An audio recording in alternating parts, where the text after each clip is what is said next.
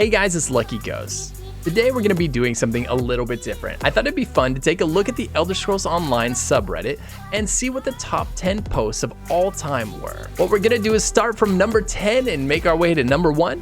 And I'm going to put a link in the description to each post that I talk about so that you guys can go and show your support to the original authors if you find any of this content to be entertaining, useful, or helpful in any way whatsoever. Without further ado, let's get to number 10. At number 10, with 3.9 thousand votes, hosted by Honeysunrise, we have On His Way to Steal Your Girl. And what a post it is. Ah, yes, look at this magnificent specimen. Looks to be a rather rotund orc with red skin, a Nordic bather's towel, and a shovel. Beautiful, beautiful. Hide your wives, guys. Hide your wives, guys. They're not safe when this guy is around. Nice, I love it. Okay, posted by Conrad the Grey. This one is incredibly impressive, actually. It says, I have made the Dawnbreaker. And look at this thing. It is amazing. Holy cow. Just the attention to detail here. Every bit of it. And it looks like there's even a light and what detail on the handle. The whole thing looks fantastic. Wow. And the Dawnbreaker is an item that has a particular place in my heart because of Darien. At the end of Somerset, if you're not familiar, Darien basically sacrifices himself to return power to the Dawnbreaker so that you can prevail. So in a way, Darien is now a part of this weapon, and he happens to be my favorite character in the Elder Scrolls Online. And okay, and if we take a look at the comments, what did everybody else think? Conrad the Grey says, thank you, it does shine, but it does not look good on that photo. Here's a better one. Oh, wow. Okay, look, and in here, you've got the sword and the light actually lights up. That is just a tremendous amount of attention to detail. Holy cow, that's cool. That is so cool. All right, shout out to Conrad the Grey. That is one heck of a sword you put together, my friend. I would hang that on my wall, that's for sure. Wow, that's so cool. Okay, in the number 8 slot with 4.1 thousand updoots, we have a post by MistressCray. It says, my husband may have passed, but he's forever alive in ESO. Oh man, that's true, right? I never really thought about that. In a way, a lot of our characters are going to outlive us. Assuming the game is still around or the save file is still around, so many of the characters that we create now will outlive us. And they'll be able to be used or cherished or remembered by our loved ones after we're gone. And here's an example of that. MistressCray's husband's character. That's got to be hard, but also, you know, bittersweet. On a slightly lighter note, we've got a post from Kabian.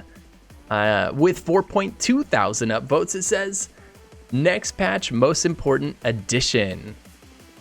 And there's a post by the Twitter handle, can you pet the dog? It says, the verdict here is you cannot pet the dog in Elder Scrolls Online.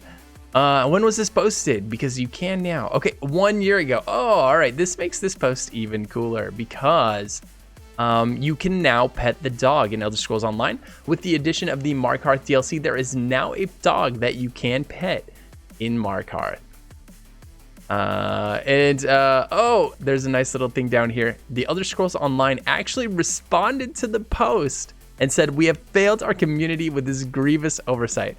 Oh, A+ to Elder Scrolls Online's Twitter account. That's a fantastic response. And they came through for us, right? Because now we can pet the dog in Markarth. Now we can. So be sure, guys, to swing by Markarth, pet the dog, and tell him who's a good boy. All right, number 6, posted by Jimmy 1 year ago with 4.8 thousand updoots. It says, I met a level 45 player who only used light attacks because he didn't know skills were a thing. Oh no. A cool story bro time. So this madman I met online didn't know how the skills mechanic worked, but somehow tortured himself to level 45 using exclusively light attacks. He should have gotten a medal for this feat alone. Can you imagine? Can you imagine 45 levels of nothing but left clicking things to death? I mean, your light attack, especially before you have champion points, your light attack is basically tickling the enemy. And especially around level 45, you've got a lot of gear that's under leveled for you typically, especially as a new player. I mean, this must have been so slow and so excruciating. The perseverance it had to take. Okay, I was grinding at, he says, I was grinding at Vivek's Antlers and I always group with random people for the 10% extra XP. I noticed the guy I grouped with was only using Ice Staff light attacks. Very odd. I thought so. I messaged him, what's up? Turns out he thought all the flashy skills were granted at level 50. He didn't even know heavy attacks were a thing. Oh, okay. So I could kind of see how the new player got there. I'm curious how he was picking skills, because when you choose a skill, it typically puts it on your bar automatically. Like if there's a spot on your bar that's not filled and you invest a point into that skill, it just jumps straight onto your bar. So I'm wondering like how this madman, oh man, I don't know how this happened to him, but I guess somehow he ended up not using any of the skills, whether they were on the bar or not. He was just left clicking his way to victory. Oh man, oh, that had to be tough. He says, I got him on the mic and it turns out he was an older guy, about 50 something, who just didn't get all the mechanics. You know, this is actually something for all of us to remember. This is something that everybody, I think, is a little bit guilty of at some point or another, or at least the average human is. You know, you get that guy in your group and he's clearly not pulling his weight. He's no idea what's going on and he's not ready for whatever content he's approached. And in this case, like, there's this 50-something-year-old guy just trying to enjoy an MMO. I mean, which I think is awesome in the first place. I think that's so cool. And, you know, it could have just as easily been a kid, you know, a mom, anybody, you never know. And we can assume that they should be equipped to be just as good as we are sometimes. And sometimes they're new to the genre, they're new to the game, and they just don't have as many hours and as much experience as we do. And they will get good, but they're just not there yet. And this is a reminder, be patient with those people just trying to have fun in a great game. And you've got two options. You can be somebody that makes their day better by teaching them something they didn't know, someone they remember fondly when they look back on this game. Or you can be one of probably the many people that just tell them how horrible they are and how ill-equipped they are for whatever they're doing. Try to stay positive. Be the good in the world. All right, guys. The next 2 hours were very rough. Okay, so he goes on to say that he did teach him how to put skills on the bar. And then the guy was incredibly excited when he finally used the skill on the dummy. Very nice. Very nice. Okay, cool. All right, we've now made it to the top 5. Number 5, we've got a post by Tundras. This is an excellent post. I've actually seen this one before and a lot that are very similar to it, but this is definitely one of the better ones I've seen. What we have here is a flow chart, and it shows you what order you should approach this game in, zone by zone, if you want to experience it as it was intended, particularly where the story is concerned.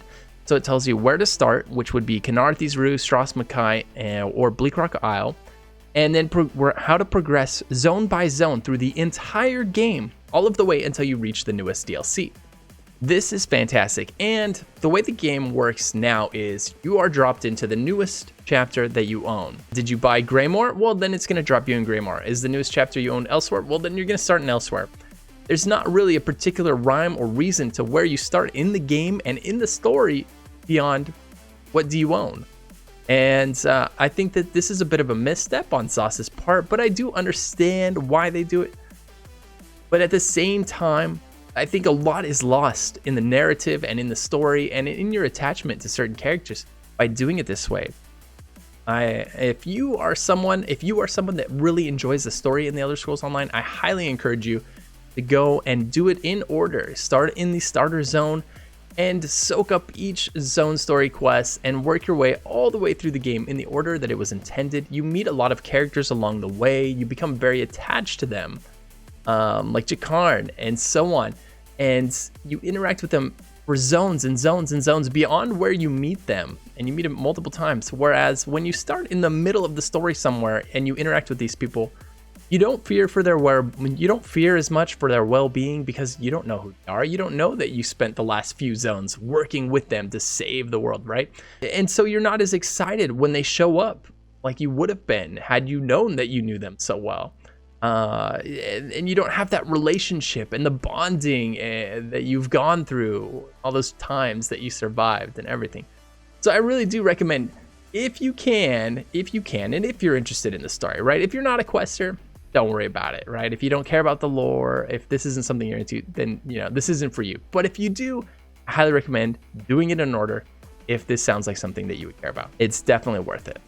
So nice work, Thane Tundras. And again, guys, if this looks good to you, be sure to check out the link in the description below. All right, number 4 on the list, we have a post by Shindoke with 5.2 thousand upvotes.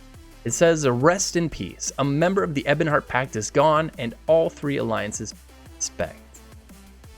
Yeah, this is cool. This is so cool. If you're not familiar with what we're looking at here is a church inside of Cyrodiil.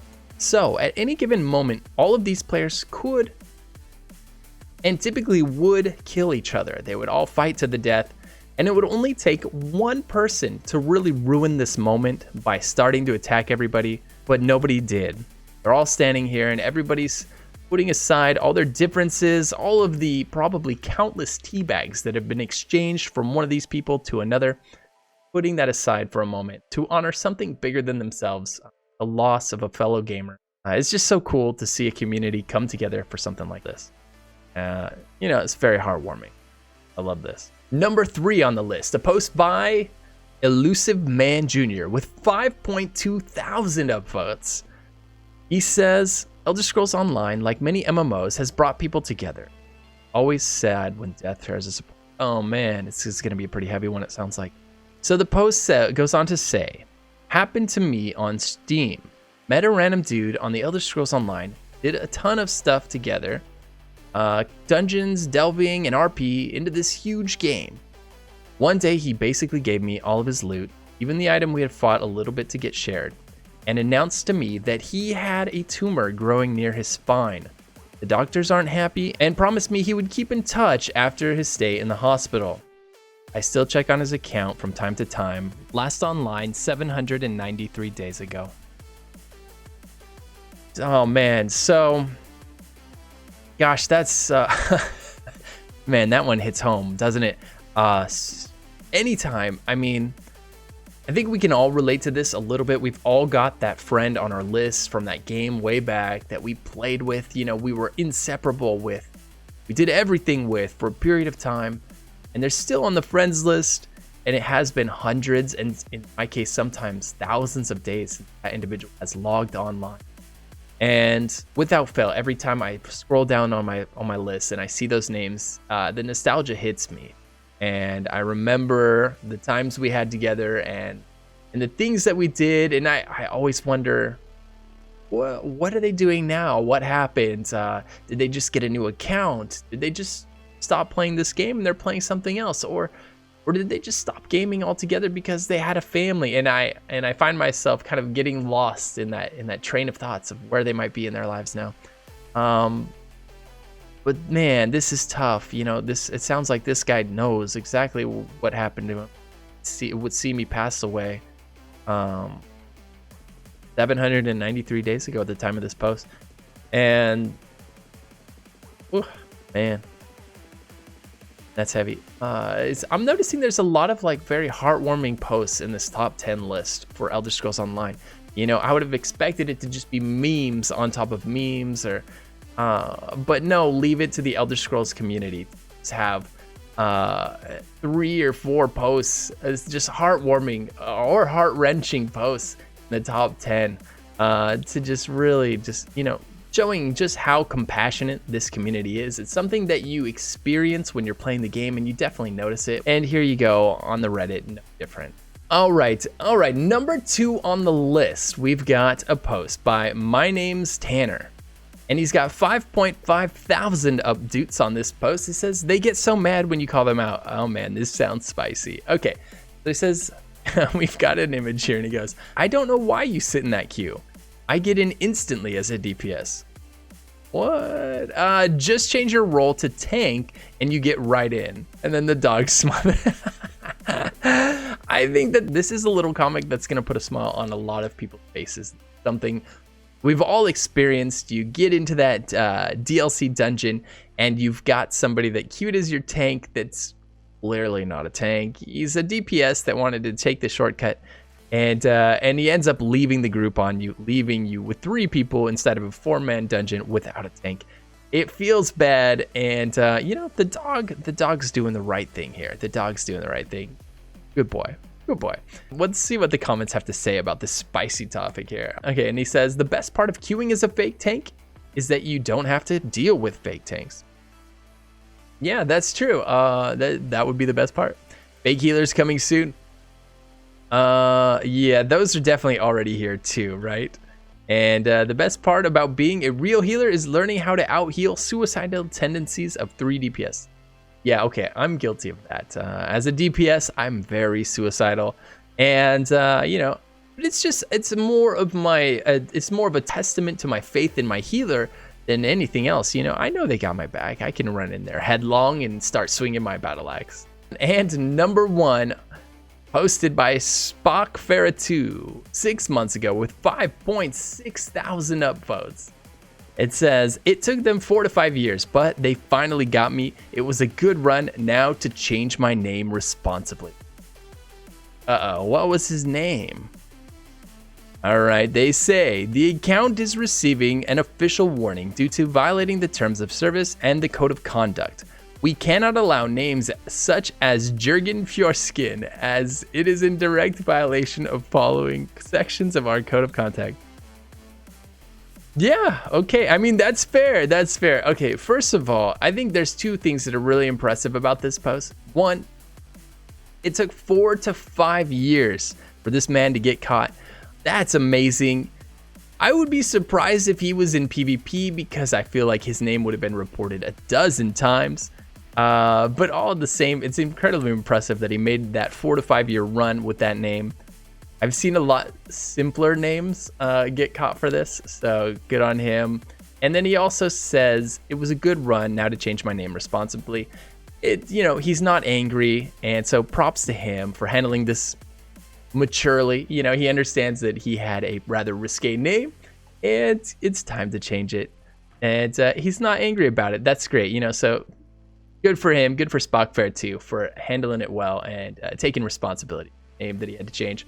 I love that. And that's number 1. And that is it, guys. That is the top 10 posts in the Elder Scrolls Online subreddit. What did you think? Were you surprised at any of these? Was there some that you were expecting to be there that weren't? Let me know in the comments below. If you ever want to hang out with someone else who loves ESO, be sure to swing by my streams at twitch.tv/LuckyGhostTV. If you ever need build guides or any kind of guides, be sure to swing by eso.justlootit.com. I hope you guys have a fantastic holiday season, and I'll see you in the next video.